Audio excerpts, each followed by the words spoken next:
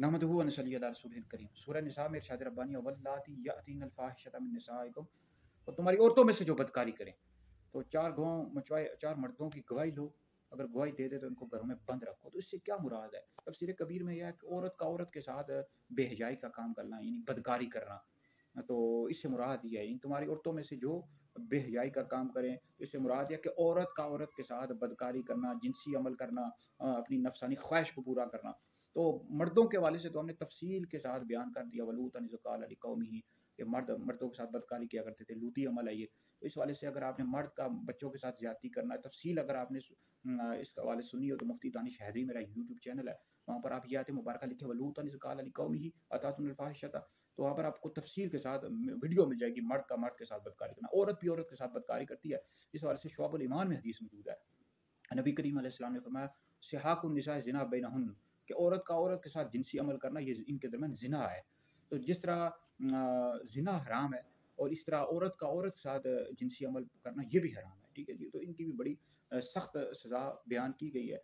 तो बहरहाल ये इस मर्द का, अगर मर्द बच्चों के साथ ज़्यादती करता है या औरत औरत के साथ करती है, तो इनकी पर हद मुकर्रर नहीं है। लेकिन इनकी जो सज़ा है, यानी हुकूमत वक्त जो चाहे दे सकती है। यानी अगर मर्द करता है तो बच्चों के साथ ज़्यादती करता है तो उसको कत्ल भी करवा सकती है, सूली पर लटका सकते हैं, इस तरह उम्र कैद भी कर सकते हैं। इस तरह औरत अगर करती है तो फिर ये हुकूमत औरत को भी कैद किया जा सकता है। ठीक है जी, यानी जो हुकूमत चाहे वो उनको सज़ा दे सकती है। इमाम आज़म हनीफा रहमतुल्लाह अलैह के नज़दीक हद मुकर्रर नहीं है, बल्कि ताज़ीर है। यानी औरत औरत के साथ बदकारी करती है, मर्द मर्द के साथ करता है, तो फिर ताज़ीर है। ताज़ीर के तौर पर क्या है, उम्र कैद भी इनको रखा जा सकता है, और जो चाहे यानी हुकूमत इनको सज़ा दे सकती है। तो सबसे पहले ये काम जो किया गया, ये हज़रत सैयदना लूत अलैहिस्सलाम की कौम ने किया। वहाँ के जो मर्द मर्दों के साथ बदकारी करते थे, औरतें औरतों के साथ किया करती थी, उन पर अल्लाह का अज़ाब आया। तो कौम लूत, यानी लूती अमल जो है ना, ये सबसे पहले हज़रत सैयदना लूत अलैहिस्सलाम की कौम ने किया है, और ये हराम है, गुनाह कबीरा है। कोई हलाल जानकर करेगा तो ऐसा शख्स दायरा इस्लाम से खारिज है।